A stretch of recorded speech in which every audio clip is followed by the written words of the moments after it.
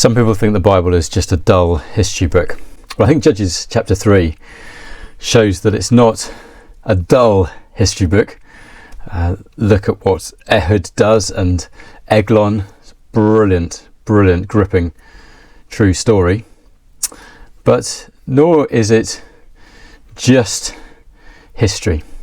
And let me show that just from the beginning of these three stories of the three rescuers. So this is Judges chapter 3 verses 7 to 11. It's kind of the pattern for what goes on. It's Othniel, but we don't really learn much about Othniel. But what's presented to us is clearly being presented to us as true and real historical events. So in that sense it's history. But it definitely is God's story, his story. Because how the story is told, how the history is told, is very much communicating a message from God. So it's a message about Cushan Rishathaim. Now, so Cushan, the Cushite, and then the next word really means double wickedness. The Cushite of double wickedness. It's not really just a plural Hebrew. It's a dual form. It's an intensification of that word wicked. It's double wickedness. So this isn't the name of a king, his actual name, it's kind of his nickname.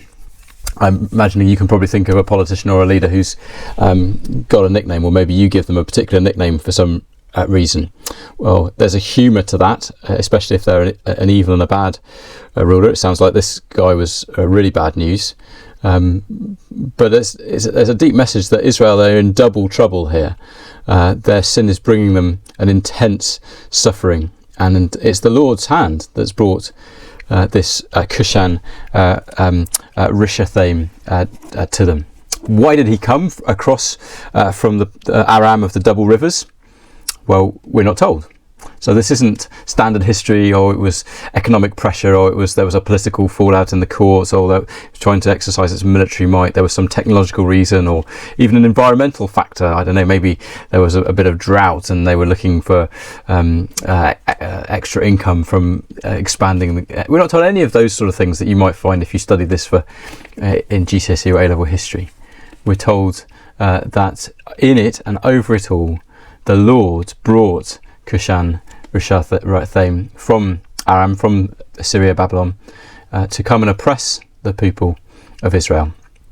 And then he raised up Othniel to defeat them. Again, we're not told the military tactics or anything that we would maybe want to know, but we're told the Lord did it.